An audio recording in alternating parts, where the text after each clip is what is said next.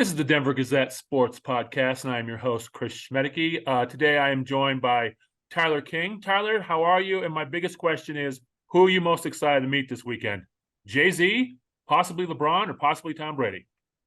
Ooh, I'm doing great, Chris. Thanks for asking. That is a good question. The rumored celebrity guest list this week is about as crazy as I've ever seen for this CU USC game coming up.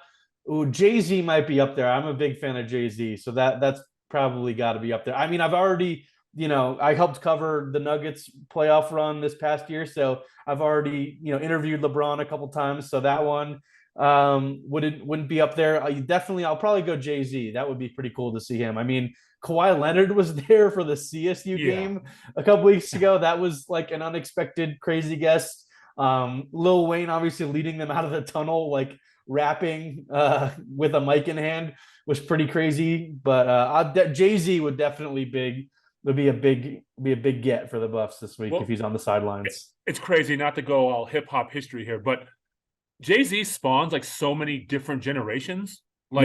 He came out, like his first album came out when I was in high school, and then like I'm way older than you are, and like I still listen to Jay-Z if I'm working out or running or doing stuff around the house. Like I wonder how much college kids know who Jay-Z is, but I'm sure Deion's like, this guy's the man. Yeah, I might be one of the last kind of generations of people that really are big Jay-Z fans. I know his most recent stuff hasn't been the most beloved, but I mean, I grew up listening to Jay-Z in like the early 2000s, early 2010s range. I grew up on Jay-Z, so I'd be pretty starstruck if I saw that. I don't get starstruck all that often, but this week I definitely would be. All right, so this is a college football podcast, not a music podcast. So let's start. I'm not going to dwell too much on the Oregon game. Just real quick, you and I had talked about how we thought Deion would react when and if they got their butt kind of kicked. He kind of just said, "We got our butt kicked." Like, is that the feeling that? I mean, he seemed like he wasn't like he was upset, but you know what I mean. Like he kind of just took it. Yeah, it was definitely maybe not what I expected. I mean, he was just kind of like very matter of fact after the game. Like, yeah, we stunk. We played terribly in every aspect of the game. He's like, we even got an extra point blocked. How does that happen? He was kind of in a better mood than maybe I expected, but maybe he's just more of a realist than we give him credit for, because it kind of seemed to me like that he just kind of acknowledged that they don't have the horses to compete with the likes of Oregon right now. And his quotes at the end about like, you better get me now. This is the worst we're going to be. I mean, I kind of believe him at this point. I mean, we've talked about how they're going to reload in the offseason again with the transfer portal and there's a chance they can make a real run in 2024 if Shedeur comes back. Obviously they'll have Travis back, but if they get most of their key guys back and then the ones that graduate they replace with potentially even better guys in the portal, because at this point, which players wouldn't want to come, especially on offense? Like, who wouldn't want to come play here? We're talking about the guest list this weekend. I mean, that alone is enough to get some high-profile transfers to come CU's way in the offseason. So I think he's just kind of giving some insight into what he's thinking about looking forward to what the future could look like for CU, because I feel like in his mind, that loss 42-6 at Oregon is going to be a rare one during his tenure here with the Buffs.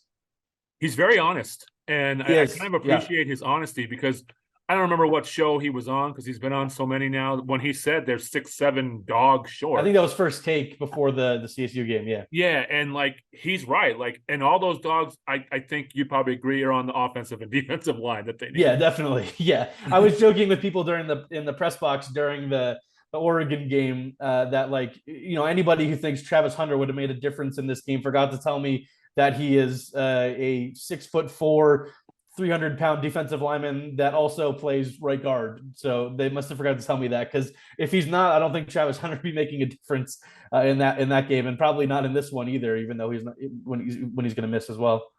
So what do you take? Deion did address the whole like Dan Lanning comments about before the game and at halftime and all that stuff. He kind of seemed to take those in stride too. What did you think about that? I mean, when you get beat by 36 points, there really isn't much else to to say at that point. I mean, yeah, Dan Lanning made his comments, and it was kind of ironic, some of his comments coming from a coach whose team was wearing heat activated color changing cleats and has like a gazillion Has never uniform worn the same combination. uniform in the last 10 years. I would say has a gazillion different uniform combinations. That's a little bit ironic. The they play for clicks. The comment that was a little bit a little bit ironic coming from him. But I mean, they backed it up on the field. That's for damn sure. I mean, they were the more physical team. They're just bigger, stronger, better in every phase. And there's really nothing Deion could have said afterward, because I mean, they also probably got out coached pretty bad too. It felt like just guys out of position. The offense could never get in a rhythm. So the comments were what they were. I think Deion will stash those, like you said, he keeps receipts. He'll stash them in his back pocket for if they ever do meet Oregon again. Obviously, these two teams will be in very different conferences next season. So who knows when the next time CU will play Oregon, in football. And when it does happen, I don't know if either Dan Lanning or Deion Sanders will be on the sideline. But it is what it is for Deion. I think he just kind of had to realize, it worked for them because they came out and kicked their butts. All right, so let's move on to this week, where it does not get any easier for Deion Sanders and the Buffs, as number 8 USC comes to town with probably the best player in college football and quarterback Caleb Williams. I guess my first question for you on this game is, how do the Buffs respond? I think that's my biggest thing is, they faced the adversity, they got whooped. Are they going to – they don't start well. The only game they started well was TCU. So, I mean, again, they can't fall behind 17-0 in the first quarter in this game. Yeah, that's exactly what I was going to say, Chris. I mean, people have been praising this offense for all season long, and it's mostly been based solely on that TCU game in week 1, where they obviously were incredible. They jump out to the lead, and then they score touchdowns on their last 3 real drives in that game. But since then, they haven't really been the same unit, and that's something I'll be writing. I'll have a story in tomorrow's Denver Gazette for Thursday. It's just about that this offense can't afford another slow start like they've had, because like you said, being down 17-0 is just going to be demoralizing. I think that stadium is going to get pretty restless pretty quickly if that does happen. So the way they respond is by scoring on their first possession. That's whether they've won the toss and deferred in all 4 games so far this season. So there's a trend to watch for anybody that likes to bet on coin tosses and for regular season games and those sorts of things. But whenever they do get the ball first on Saturday, they have to go down and score and look a lot more like the offense we saw against TCU, because these slow starts are killing them. I mean, they like to play fast, as Sean Lewis likes to say. They play with tempo, they move up and down the field, but when you're not in rhythm, that also leads to some pretty quick 3 and outs that last about 45 seconds. Because even when they have incomplete passes or a rush that goes for nowhere, they're getting back to the line and run the next play quickly. But that can be pretty demoralizing for your defense as well, when they were just out there for a while, and then you have a 3 and out that lasts 45 seconds. So that is the key I'm looking for this Saturday is, can they score on their first possession, and can they keep up at least for the first quarter offensively? Because I think everyone knows USC, it might be a miracle if they don't score on every possession they have the ball this weekend, because that offense is just ridiculous. And the way that Oregon carved up Colorado this past weekend there's a pretty good blueprint for how USC could do something similar this weekend. Yeah, I don't see the Buffs ever stopping them. I don't. No. I hate saying that, but I think they're just too good. I don't know how. It seems like Oregon kind of called off the dogs. They scored that touchdown early in the third quarter, and then that was it. Yeah, they tried to score again. They had that. I think CU had like the goal line stand. Oh yeah. In the third quarter, and then after that, I think Dan Lanning was like, okay, well we're done. Because at halftime, when it was 35-0, he told the sideline reporter going to the locker room, like, we're not satisfied, we're not done yet. And I was like, oh boy, they could get to 50 or 60 in this one. But they eventually, like you mentioned, they called it off after that third quarter where they kind of stalled out, and they put the backups in after that. Well, I talked to our colleague Chris Thomason on Monday about the Broncos debacle, and at least the Buffs didn't lose by 50. That's all I can say. I mean, they didn't give up 70, they didn't lose by 50. But 36 looks a lot better than 50, thanks to Sean Payton and company. Yeah. So, do you think, like, I've kind of read some stuff about the USC defense where that could kind of be a little bit of a weakness. Can the Buffs expose it? I mean, I think that's the biggest question because we just talked about, like, if they don't have that fast start, you can't drop Shedeur back 50 times and get him hit all the time.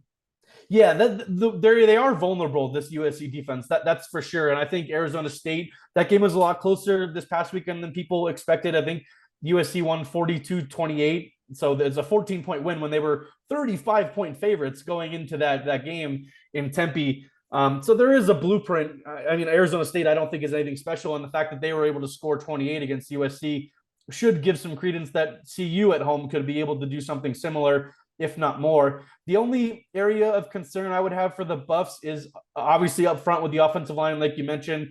USC does have some pretty good defensive ends.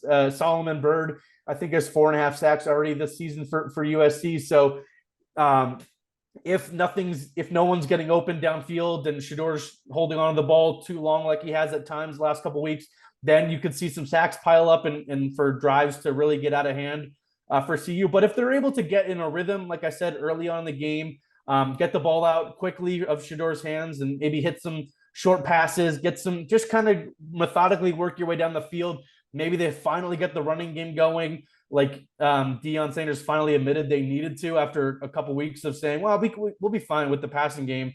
I think he's finally realized now they got to run the football. With their dead last in the country in rushing yards per game so far this year.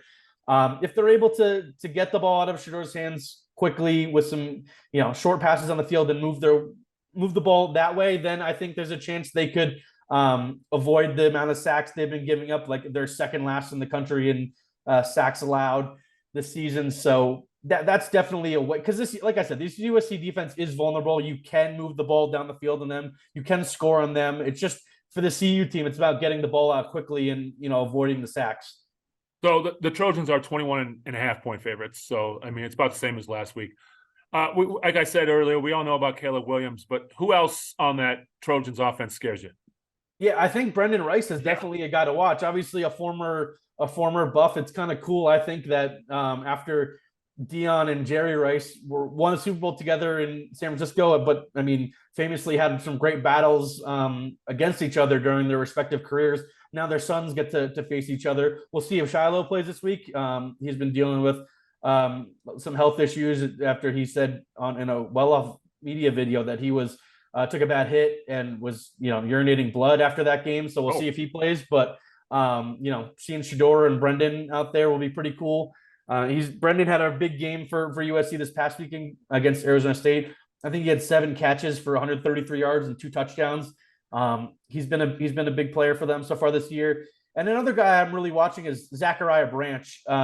He's been maybe the most electric true freshman in the country this season. He's got a punt return for a touchdown. He's got a kickoff return for a touchdown, and he's got 2 receiving touchdowns. He's just an electric athlete on the field, and he's been an instant impact type of player for the Trojans, and he could give the CU defense fits if he's able to break free at all. Or, I mean, the CU special teams has been rough so far this season, and he could be a tough guy to contain if the kickoffs aren't going into the end zone.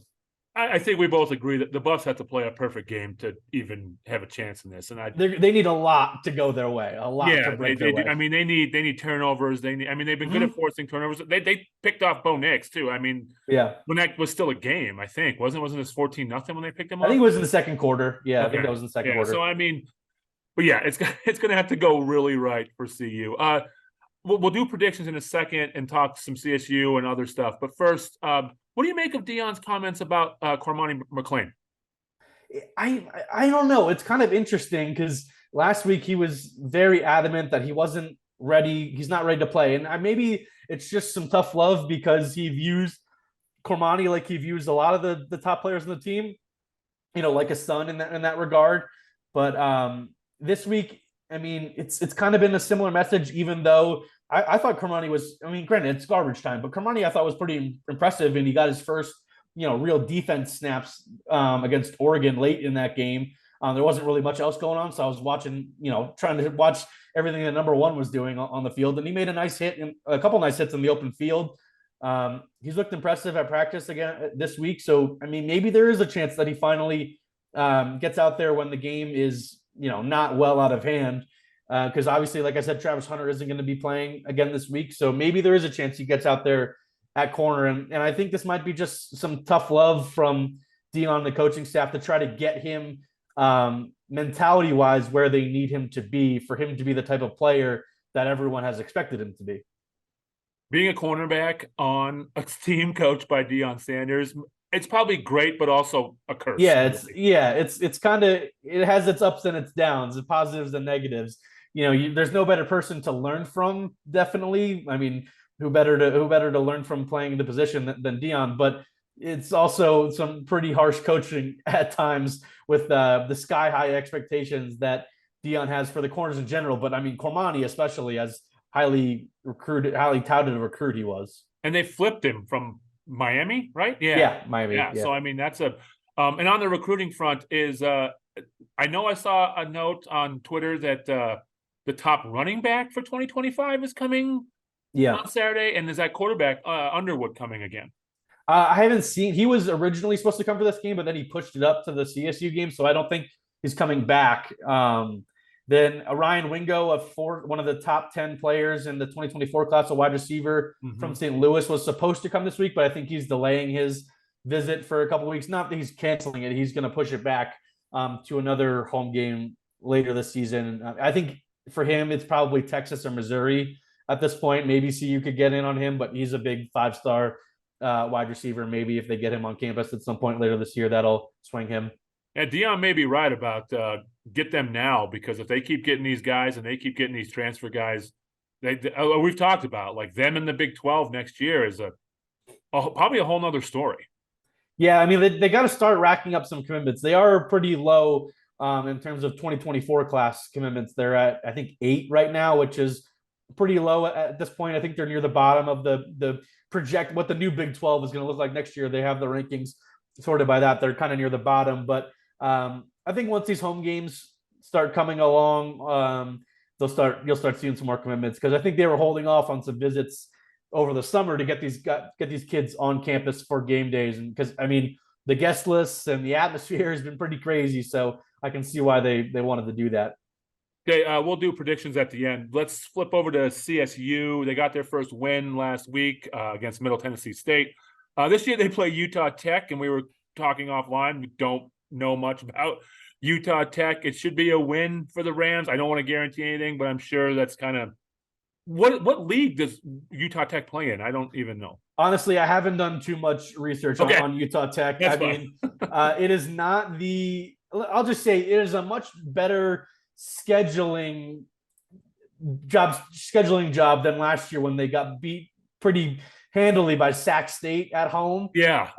So yeah, they play in the United Athletic Conference. Utah Tech does. All right. So I mean, they lost 59-14 to Missouri State this past week.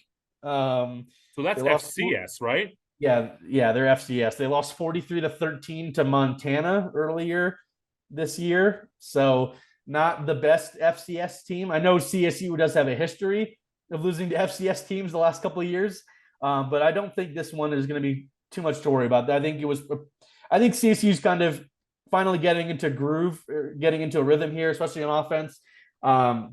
Torrey Horton and Dallin Holker remain some of the best, group of 5 players in the country at wide receiver and tight end, respectively. I think Braden Fowler-Nicolosi, while he can be erratic at times, he's definitely the guy that they need at quarterback to get the ball to the playmakers they really like. They're banged up at running back right now, but could be some time for some exciting freshmen this week. It's just a good game for the Rams to really get into a rhythm, like I mentioned, before Mountain West play starts next week. And if they're 2-2 going into Mountain West play, that's kind of all you can ask for when your non-conference schedule includes 2 Pac-12 teams like Washington State and Colorado, and Washington State looks really good so far this year. So that loss doesn't look as bad as maybe it did in week 1, especially considering I think CSU now realizes they didn't start their better quarterback. So it should be a big win for them this week before they turn the page to Mountain West play. All right, so let's go flip Pac-12 schedule. Probably the best game for the Pac-12 was Friday night. Yeah, Utah at Oregon State. Oregon State did lose to Washington State. It's like that was a great game. it was, yeah. Like I expected it to be. I think Washington State was up pretty big in that game, but then Oregon State came back late before Washington State held off. That was a really good game. What else are you looking for in the Pac-12? That's pretty much the best game. It's why besides CU Yeah, and USC.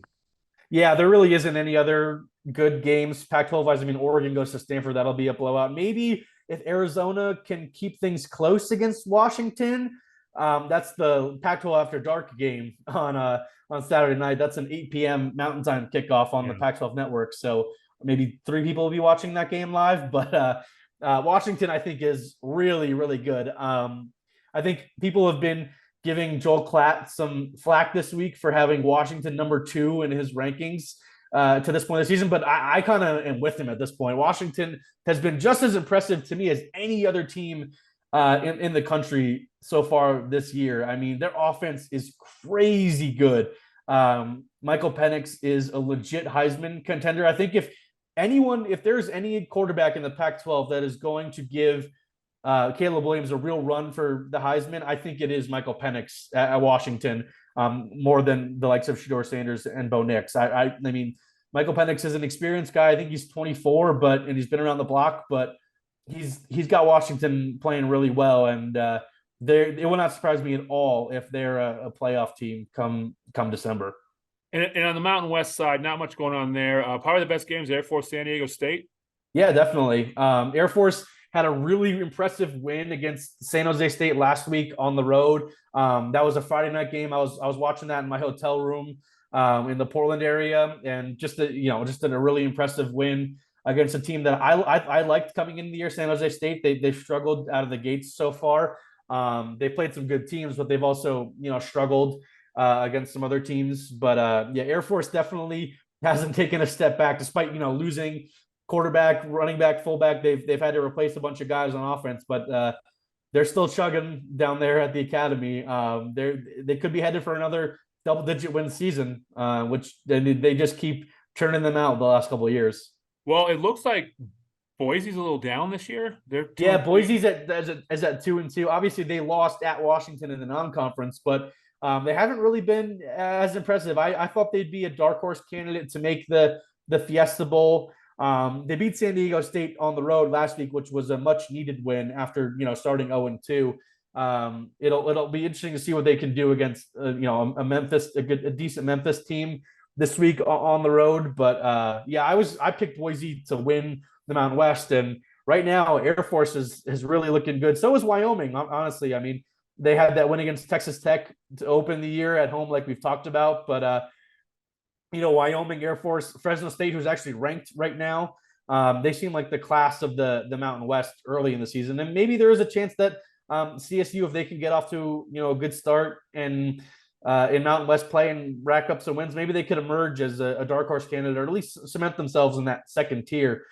Because like I've been saying, they do have a favorable schedule this year. I would say they have all of their tougher games are at home. They play Boise at home, San Diego State at home, Air Force at home, and luckily for them they don't have to play Fresno State at all this season. The only caveat is they don't get to play New Mexico, who is really bad. But everything else kind of lines up for CSU to maybe get to at least get to a bowl game, but potentially get to 7 wins if they're able to protect home field with some impressive wins later down the road. All right, so what do you like on the national schedule? There's some good ranked games this week. Yeah, there definitely are. Obviously, like we talked about, Utah, Oregon State is a big game. Kansas, Texas, I think is a really interesting game.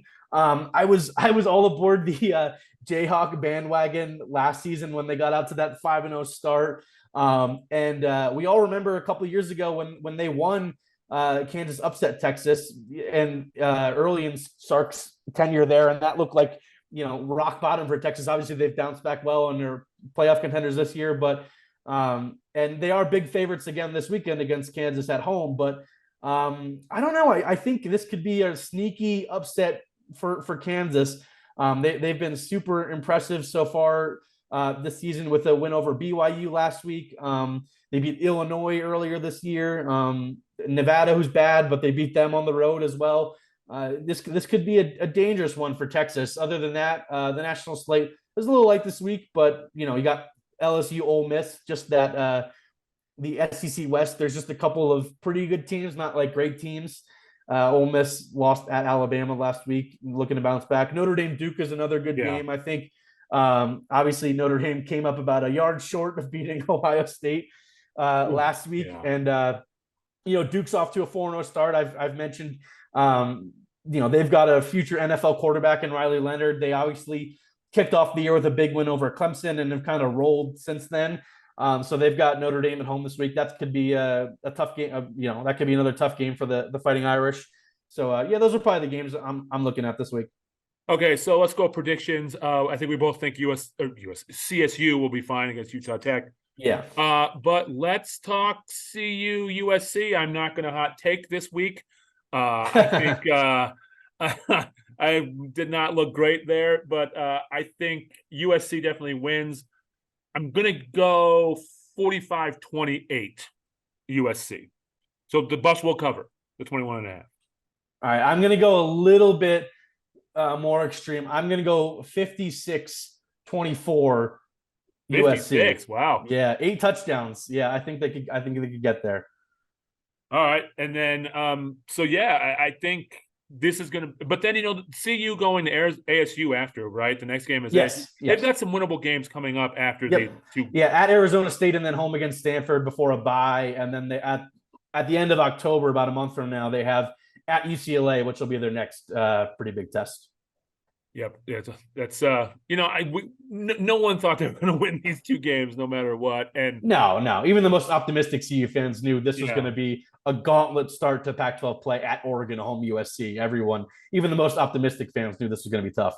How excited are you to watch Caleb Williams in person? Super excited. I think it's a pretty historic game. I think this is the first time a reigning Heisman winner will have played at Folsom Field. Yeah. So I think there was a reigning Heisman winner that played against CU at home. Someone from Oklahoma in like the 70s played against CU as a reigning Heisman winner, but this will be the first time I think a reigning Heisman, not like a person who went on to win the Heisman played at Folsom, but I think this is the first time someone who's already won the Heisman will play at Folsom this week. So it's a pretty historic visit, and Caleb Williams looking to become only the second player ever to win back-to-back Heisman trophies. So this could be a big game for his resume if he's able to do what we think he could offensively. I mean, he is a special talent, and I've said before that I think the Patrick Mahomes comparisons aren't all that abstract when you actually watch him play and kind of see some of the stuff he does. And that's not a one-to-one, he's going to be that, but you watch him on Saturdays and you can kind of see it. He's definitely going to be someone we talk about for a long time in the NFL as well, I believe. Yeah, it's going to be an exciting day up there no matter what. I don't think Buff fans will like the score, but I think that it'll be exciting no matter what. All right, so Tyler, thanks for coming on. Make sure you subscribe to this podcast on Apple and Spotify. Make sure you check out all of Tyler's work on CU and a little CSU at denvergazette.com. We've got a lot going on right now. Avs have already started training camp. Their openers coming, so Kyle Fredericks is on that. Chris Thompson is covering the disaster that is the Denver Broncos. And I'm sure a lot of people have seen the viral clip of Sean Payton getting mad at him. So we've got that. Before you know it, the defending NBA champs will be back on the court, and Vinny Benedetto will be all over that. And, Luke Zalman, who is just dealing with the 100-loss Rockies and trying to get to the end of the year. I wrote a golf column today that's up on denvergazette.com about why the most exciting events in golf can end in a tie, and what Solheim Cup did and the Ryder Cup could this weekend. So, yeah, we've got plenty of stuff at denvergazette.com. Check it all out. And, Tyler, we will talk to you next week. Sounds good. Thanks, Chris.